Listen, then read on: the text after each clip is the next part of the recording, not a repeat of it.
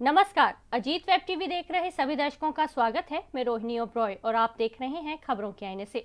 इस वक्त स्टूडियो में हमारे साथ मौजूद हैं अजीत समाचार से न्यूज एडिटर विकास सचदेवा जी। विकास जी, मैं स्टूडियो में आपका बहुत बहुत स्वागत करती हूं। बहुत बहुत शुक्रिया। तो आज के कार्यक्रम की शुरुआत हम अपने कुछ खास मुद्दों से करेंगे। विकास जी, सबसे पहले हम बात करेंगे श्रीलंका के बारे में जी। जैसे कि हम सभी जानते हैं कि वहाँ का जो माहौल है काफ़ी तनावपूर्ण बना हुआ हाँ है। जी जी। खाने पीने की चीज़ों में कमी के साथ साथ जो वहाँ पर पेट्रोल कह लो फ्यूल प्राइसेस के जो है जी। मतलब कि उसकी कमी के कारण भी लोग काफ़ी जूझ रहे हैं, जी जी बिल्कुल तंगी से जूझ रहे हाँ हैं। जी। यहाँ तक कि लोगों ने वहाँ के राष्ट्रपति को कहा जा रहा है कि इस्तीफा मतलब कि वो दे दें जी और उन्होंने इसकी घोषणा भी कर दी है। जी तो बिल्कुल। इसके बारे में आप थोड़े विचार साझा देखिए, करें। श्रीलंका में जो है वो श्रीलंका इस वक्त आर्थिक संकट से गुजर रहा है। बिल्कुल बिल्कुल बहुत ज़्यादा अगर हम कहें कि आर्थिक संकट ही नहीं, घनघोर आर्थिक संकट है वहाँ बिल्कुल पे। है, बिल्कुल। कि वहाँ पर लोगों को खाने के लिए कुछ नहीं मिल रहा, ईंधन जैसे आप फ्यूल कह रहे हैं वो नहीं मिल रहा, या हर चीज़ की दिक्कत है, हर चीज़ की। दिक्कत, बिल्कुल। तो राष्ट्रपति जो अभी हैं गोटबाया राजपक्षे, वो उनके महल पर या उनके जो प्रेसिडेंशियल पैलेस है उस पर लोगों ने कब्जा कर रखा है। बिल्कुल, अंदर दो तक तीन दिन उसके पहले चले, से ये बिल्कुल, हो बिल्कुल, चुका है। बिल्कुल। उसके अंदर तक उसकी एक एक चीज पर लोगों का कब्जा हो गया बिल्कुल है। हुआ। यहाँ तक कि लोग वहाँ के स्विमिंग पूल में, वहाँ की किचन में, उनके बिल्कुल, यहाँ बेडरूम तक कि में, उनकी कुर्सी तक जी पर भी उनके लोग बेड पर बैठे, सो रहे बिल्कुल। हैं लोग। इस तरह की तस्वीरें आ रही हाँ हैं। जी, हाँ जी। तो वहाँ पर जितना भी अभी जो कुछ हुआ, ये लोगों के उस कब्जे के बाद जो राष्ट्रपति राजपक्षे हैं वो वहाँ से निकल गए, भाग गए हैं। बिल्कुल। उनके महल में एक सुरंग भी मिली है, शायद उसी सुरंग के रास्ते से ही वो निकले या कहाँ गए कुछ पता नहीं है। लोग कह रहे हैं कि वो शायद देश छोड़कर भी चले गए हो हैं। सकता है। लेकिन अगर श्रीलंका की जो स्थिति है उसके बारे में बात करें तो श्रीलंका की जो स्थिति है वो वहाँ की आर्थिक और सरकार की नीतियों की वजह से है। बिल्कुल। चीन के तरफ झुकाव श्रीलंका का बहुत देर से रहा है।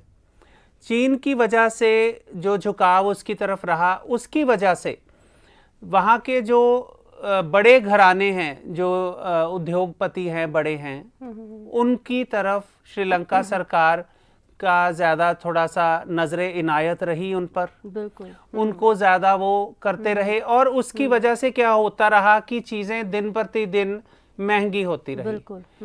जो लोगों की पहुंच से बाहर होती गई। बिल्कुल। अब सरकार की जो नीतियां हैं अगर इस तरह की रहेंगी, देखिए जनता जनार्दन है, जनता ने आपको सत्ता सौंपी है, बिल्कुल। कुर्सी पर जनता ने बिठाया है, जनता ने ही आपको अब उतार दिया, ये बिल्कुल सामने है। बिल्कुल बिल्कुल। जनता जो है अगर आपको सत्ता दे सकती है तो वो आपसे ले भी सकती है। बिल्कुल। क्यों?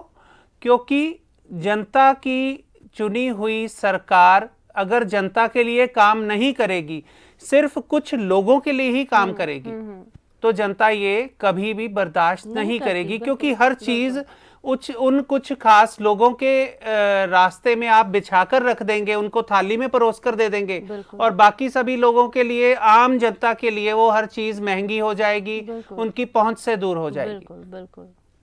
और ये जो हालात हैं ये एक सबक है दुनिया के हर देश के लिए। मैं कहूंगा कि भारत समेत हर देश के लिए, हर देश की सरकार के लिए एक सबक है कि अगर कोई भी सरकार जनता की बात नहीं सुनेगी, जनता की नीतियां या जनता समर्थित नीतियां लागू नहीं करेगी, तो जनता उसे सत्ता से इसी तरह ही बेदखल कर देगी।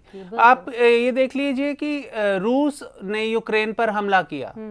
यूक्रेन में तो चलो जो हालात हुए वो हुए, अब रूस की जो जनता है वो भी वहां पर बुरे दिनों से ही गुजर रही है। वहां पे भी हर चीज महंगी हो गई, उनकी पहुंच से बाहर हो गई। अब कल को क्या हो सकता है कि वहां पर भी जनता विद्रोह कर सकती है। बिल्कुल। तो ये पूरे विश्व की सरकारों के लिए एक सबक है, एक लेसन है कि अगर जनता की नहीं सुनी जाएगी तो जनता अपनी सुना देगी। बिल्कुल बिल्कुल सही है।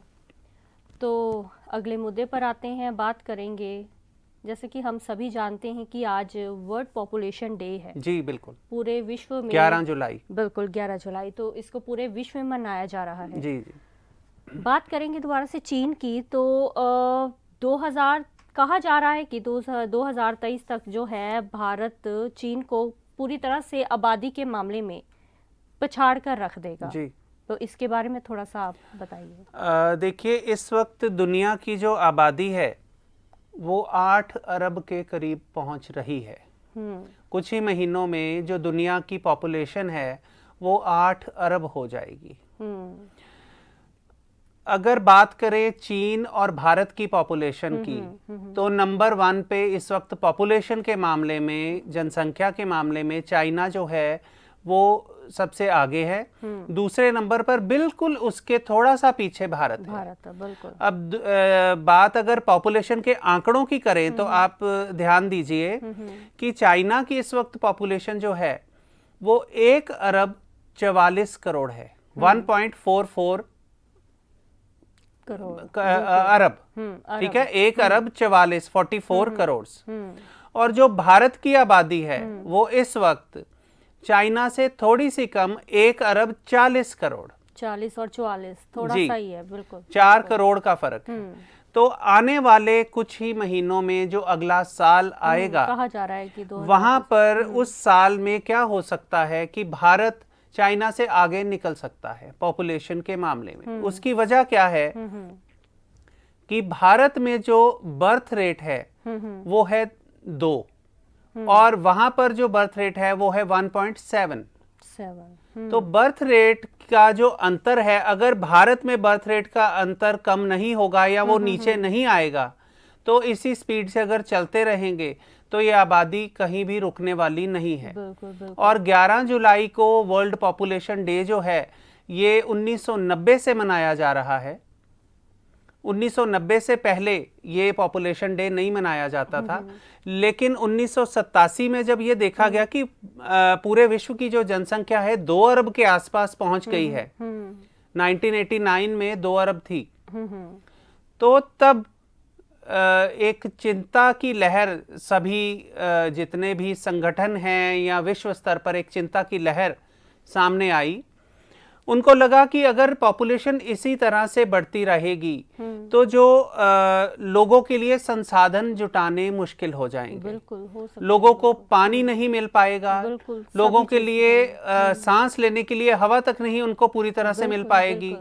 जिस तरीके से पॉल्यूशन बढ़ रहा है, जिस तरीके से किसी भी देश में आप देख लीजिए बिजली की कितनी किल्लत है। बिल्कुल है, हर तरह से किसी भी बात, किसी भी चीज की आप एग्जाम्पल ले लीजिए, हर तरह की एग्जाम्पल में अगर हम कहें तो संसाधन जो हैं वो जुटाने मुश्किल क्यों हो रहे हैं? क्योंकि पॉपुलेशन डे बाय डे बढ़ती जा रही है, संसाधन उतने ही हैं, वो वहीं के वहीं हैं, बिल्कुल वो नहीं बढ़ रहे, उसको उपयोग करने वाले लोग बढ़ रहे हैं। बिल्कुल।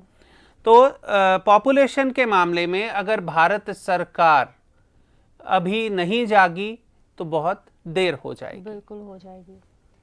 तो इसके साथ ही हम अपना नेक्स्ट मुद्दा लेते हैं। बात करेंगे केंद्रीय गृह मंत्री जी जो हमारे हैं अमित शाह जी, उन्होंने बीते दिनों हरियाणा को चंडीगढ़ में अलग से विधानसभा बनाने के लिए एक जमीन देने की घोषणा की है, अलग से जमीन देने के लिए। हाँ जी। तो इसके बारे में आप क्या कहना चाहेंगे कि उनका आगे का क्या रहेगा? देखिए, जब से पंजाब का विभाजन हुआ है, पंजाब से हरियाणा और हिमाचल अलग होके 2 राज्य बने हैं, तब से ही हरियाणा और पंजाब का एक सांझी जो है वो कॉमन राजधानी है चंडीगढ़। बिल्कुल। हरियाणा और पंजाब में ये बहुत देर से एक इशू चलता आ रहा है, एक तो SYL नहर का पानी का, बिल्कुल, दूसरा चंडीगढ़ का मुद्दा है। तो चंडीगढ़ पर पंजाब शुरू से अपना हक जताता रहा है, बिल्कुल, लेकिन इसके एवज में, शुरुआती तौर पर इसके एवज में जो पिछली सरकारें हरियाणा में रही हैं, उनका कहना था कि अबोहर और फाजिल्का के साथ लगते जो हिंदी भाषी क्षेत्र हैं, जो हिंदी भाषी गांव हैं, वो हमें दे दिए जाएं, हरियाणा को, और चंडीगढ़ आप ले लीजिए, बिल्कुल यहाँ तक एक बात होती रही है और ये बहुत देर तक ये मसला चलता रहा है, कई सालों तक कई सरकारों ने ये मसला चलाया। लेकिन पंजाब कभी भी अबोहर और फाजिलका के अपने गांव देने को तैयार नहीं हुआ। उसके साथ ही पंजाब ने चंडीगढ़ पर अपना हक भी जताया। बिल्कुल, बिल्कुल। अब देखिए कि थोड़ी देर पहले ही पंजाब यूनिवर्सिटी जो चंडीगढ़ में स्थित है वो उस पर भी केंद्रीयकरण करने का उसका थोड़ा सा वो चल रहा है, प्रोसेस चल रहा है, उस पर भी केंद्र की नजर है। तो शुरू से ही चंडीगढ़ पर केंद्र सरकार की, जब भी कोई सरकारें आती रही हैं, उनकी नजर रही है। लेकिन पंजाब का जो हक है चंडीगढ़ पर, अब जब वहां पर भारतीय जनता पार्टी की सरकार है केंद्र में और हरियाणा में भी भारतीय जनता पार्टी की सरकार है, तो जो केंद्र सरकार है वो हरियाणा सरकार के पक्ष में उनको जमीन देने का फैसला सुना दिया। उन्होंने क्या किया कि विधानसभा, अलग से विधानसभा भवन बनाने के लिए कहीं और जमीन देने की बजाय उनको चंडीगढ़ में ही जमीन देने का जो फैसला किया, उससे क्या हो रहा है कि उससे ये लग रहा है कि अगर विधानसभा भवन चंडीगढ़ में बन जाता है, हरियाणा का पक्के तौर पर अलग से बन जाता है, तो चंडीगढ़ कभी भी पंजाब को पूर्ण रूप से नहीं मिल पाएगा। वो हमेशा के लिए वो जो चंडीगढ़ जो है वो हरियाणा और पंजाब की कॉमन राजधानी बनकर ही रह जाएगा। तो आने वाले समय में अगर इस तरह का जो भी अगर कार्यक्रम, ये जो अपनी नीतियां चला रहे हैं केंद्र में बैठकर, अगर यही नीतियों पर चलते रहे तो आने वाले दिनों में जो स्थिति है और भी ज्यादा विकट हो सकती है। और पंजाब में इसको लेकर बहुत ज्यादा पंजाबियों के मन में आक्रोश है चंडीगढ़ को लेकर कि चंडीगढ़ के प्रति जो उनका रवैया है केंद्र सरकार का। तो इसलिए चंडीगढ़ के प्रति पंजाब के सभी लोगों को एकजुट होकर केंद्र के इस फैसले का विरोध करना चाहिए। बिल्कुल। तो हर बार की तरह इस बार भी हम अपने कार्यक्रम का समापन अपने आज के विचार से करेंगे।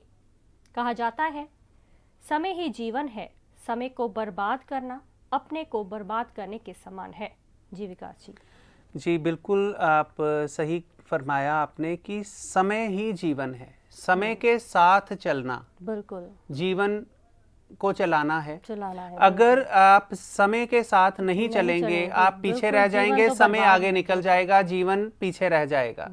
तो अगर समय को बर्बाद कर दिया या किसी भी तरह से हम अपने जीवन को चलाने में पीछे रह गए, तो वो समय की बर्बादी के साथ जीवन की भी बर्बादी, क्योंकि समय तो कभी भी वापस नहीं जी आता। बिल्कुल, जो समय निकल गया वो वापस नहीं आएगा। बिल्कुल बिल्कुल।